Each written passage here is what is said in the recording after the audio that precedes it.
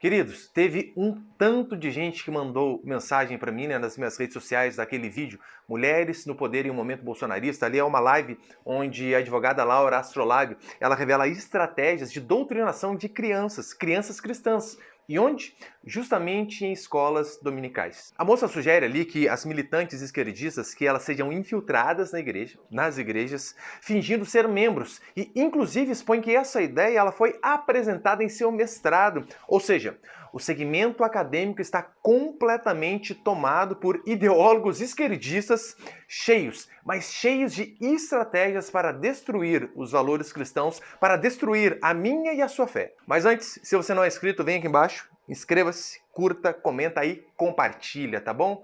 Antes da minha análise, dê uma olhadinha o que falou aí essa militante esquerdista. No mestrado, eu cheguei a falar uma vez que a gente tinha que se filtrar nas igrejas. E outro dia encontrei uma amiga minha que era da igreja na época que eu fui, porque eu fui cristã há 30 anos. Eu já fui até para Jerusalém, se vocês querem saber. O dia que eu contar o que é essa viagem a Jerusalém, o dia que me botarem na televisão para eu contar, eu acabo com o cristianismo do Brasil. E eu falei, amiga, vamos voltar para a igreja, porque hoje eu sou candomblessista. Não tem um terreiro que eu frequento, essas coisas, porque eu não sou religiosa. Mas eu amo os orixás. Agora que a gente tem que voltar para a igreja, ou ir para, a gente tem. Aí ela, amiga, que ideia louca. Como é que a gente vai fazer isso? Eu falei assim, a gente vai fazer. Aí ela falou assim, mas eles não vão querer escutar. Eu falei, quem disse que a gente vai falar para eles? A gente vai para a escolinha dominical. O que mais a igreja quer, sabe o quê? É pegar uma irmãzinha, um irmão para botar para tomar conta das crianças. Existem lá, enquanto eles estão no culto, uma sala de aula cheia de crianças. Aí tu vai pegar a Bíblia mesmo, a Bíblia. Você vai começar a falar de Jesus. Jesus era esse aqui, ó. Ele amava os pobres. Jesus disse aqui, ó, que o rico não entraria no reino dos céus. E a gente vai começar a falar de Jesus. Mas ele vai chegar em casa e vai falar, pai, a professora, aonde está escrito? Ele vai falar aqui, pai, está escrito aqui, Jesus falou. Mas para isso tem que ter estratégia. Nenhum dos revolucionários que a gente teve nesse Brasil fez nada sem estratégia. Marighella escreveu um manual, o Manual do Guerrilheiro. A advogada, ela disse que ela foi cristã durante 30 anos e ela disse que vai acabar com o cristianismo no Brasil, né? É pra rir, óbvio que é pra rir, né? Primeiro, ela se acha uma Jezabel versão 2.0, é mais ou menos o que ela está dizendo. E o que nós temos para falar para ela é o seguinte, querida, você não vai acabar com o cristianismo, sabe por quê? Ora, os persas não acabaram, os egípcios não acabaram, os babilônios não acabaram, os romanos não conseguiram acabar com a nossa fé. Você acha que é você, companheiro, que vai acabar? Não vai. A militante, ela diz que como revolucionária, ela precisa de estratégias. E sabe quem ela cita logo depois? Marighella, isso mesmo, terrorista Marighella. A estratégia é se infiltrar nas igrejas, ensinar o esquerdismo através justamente da Bíblia. De que forma? Dizendo, olha, tá vendo? Ó, Jesus amava os pobres, o rico não vai entrar no reino dos céus. O que eles querem fazer, na verdade, é colocar uma visão marxista na palavra de Deus. De que forma? A luta de classes. Era isso que Marx dizia, né? Era a burguesia versus o proletariado. O que ele está dizendo é que essa luta continua e que Jesus está sempre do lado do mais pobre, do proletário, que é um problema danado ser rico. A Bíblia não diz que um rico não entra no céu, ela diz que é mais difícil. Por quê? Pelo simples fato deles confiarem muito em si. Então, como eles têm muito dinheiro, têm muitos recursos, eles não precisam de Deus. É por esse motivo, né, que em países mais desenvolvidos, países mais ricos, o evangelho ele tem um pouco mais de dificuldade de entrar. Em contrapartida, em países mais pobres, é mais fácil as pessoas aceitarem o evangelho. Todavia, nem Deus, nem a Bíblia tem algum problema com a riqueza. Tanto é que a Escritura cita no Antigo Testamento Davi, Salomão, homens que foram riquíssimos. E no Novo Testamento também. No Novo Testamento você vê José de Arimateia, você vê Lígia, pessoas que eram muito prósperas ali. Para a gente ver que a Bíblia não tem uma conotação negativa com o dinheiro. O grande problema é o amor ao dinheiro. Mas deixa eu te tranquilizar quanto a essa profecia macabra dessa doutrinadora esquerdista aí. É impossível o que ela disse acontecer. É impossível que doutrinas esquerdistas entrem de forma sorrateira na Igreja de Deus. E sabe por que eu digo que é impossível? Ora, porque elas já estão dentro.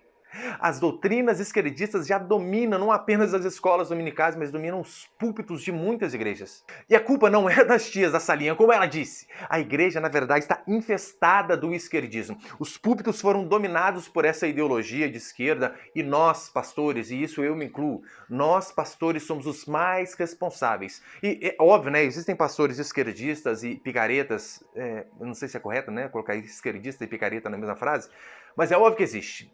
Todavia, existem muitos pastores honestos que não são mau caráteres, que estão propagando o esquerdismo sem saber. Sem saber. Como assim sem saber? Olha, são pastores que são ignorantes. E quando eu digo ignorantes, né, não me leve a mal, não estou falando no sentido pejorativo de xingar, de diminuir a pessoa.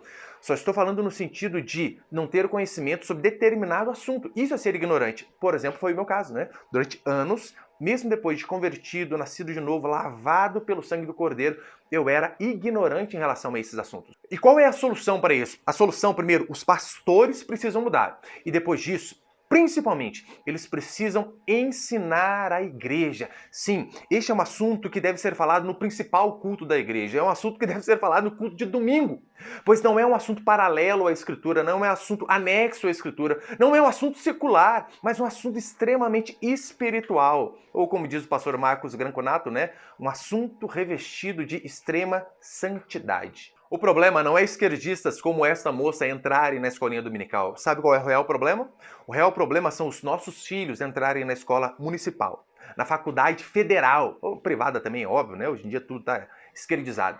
E é lá que eles estão ganhando a batalha, é lá que eles estão ganhando os nossos filhos.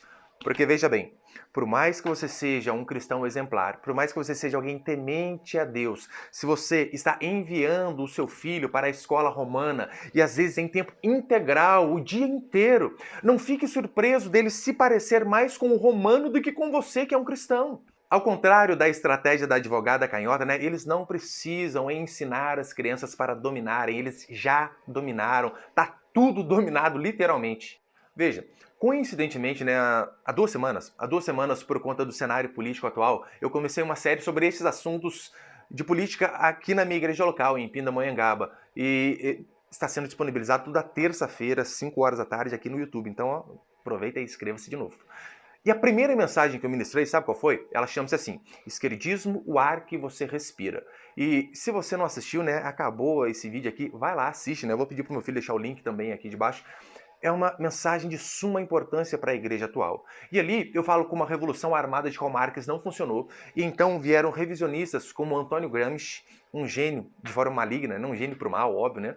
E ele então percebeu que não adianta a gente tentar tomar as coisas na força, nós precisamos tomar a cultura, tomando a cultura nós dominamos tudo. E de fato é isso que tem acontecido, e é por esse motivo que eles têm dominado as escolas e as igrejas também. E ali eu cito exemplos bem claros de como o esquerdismo tem atuado nas igrejas. E um fácil de perceber, sabe qual é?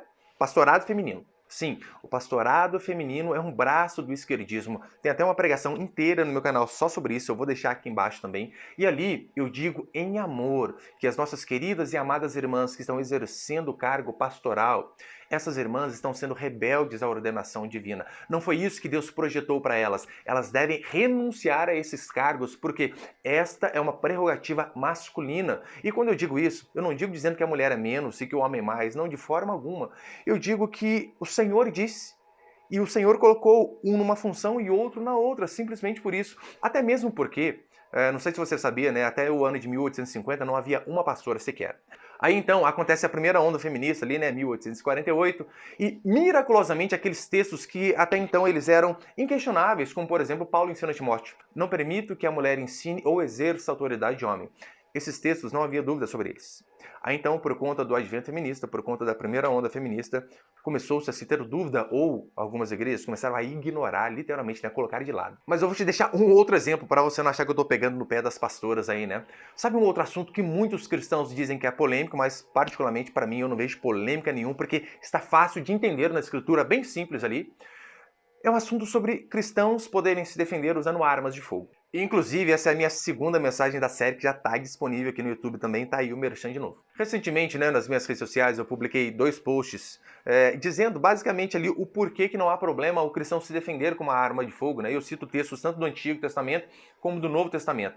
E ali eu cito o texto, eu cito o contexto, eu dou a palavra no grego, o significado, explico exatamente como é aquilo que a Bíblia diz. E sabe que eu ouço de muitos cristãos, não é o povo de fora me xingando não, cristãos, eles me chamam de bolsonarista, fascista, me chamam de louco e começam fariseu e por aí vai. Me xingam de um monte de coisa, sendo que o texto ali está bem claro, né? Você consegue perceber que essa batalha a qual nós estamos vivendo, né, da guerra das ideologias esquerdistas dentro da igreja, contra o marxismo cultural, não é uma batalha apenas das tias da salinha da igreja? É uma batalha de todo cristão, é uma batalha de toda a igreja, todos nós. E você, principalmente você que é pai, você que é mãe, você que tem filhos, essa batalha é sua. Nós temos que ser aqueles que mais influenciam os nossos filhos. Lembra? Em Atos vai dizer que a primeira vez que os discípulos foram chamados de cristãos ali em Antioquia, eles foram chamados de cristãos que, na verdade, era um termo pejorativo, né? O nosso português está no aumentativo cristão, mas o significado ali no original é cristinho, pequeno Cristo. Ou seja, eles estavam mexendo, olha aí, as miniaturas de Cristo. Mas olha a importância. As pessoas de fora da igreja olhavam para aqueles homens e mulheres e viam neles a imagem de Jesus Cristo. Que eu e você também sejamos verdadeiros imitadores do nosso Senhor, para que os nossos filhos vejam em nós o primeiro exemplo de se parecer com Cristo. E se nós, queridos, assim de fato fizermos, né, não vai haver ideologia maligna que alcance e vença nossas famílias, muito menos a igreja do Senhor. E o que você achou desse vídeo? Né? Você viu as declarações dessa advogada militante meio doida aí? Deixa aqui embaixo os seus comentários. Se você não é inscrito, inscreva-se, curta, comenta aí, compartilha, tá bom? Até a próxima aí. Deus te abençoe.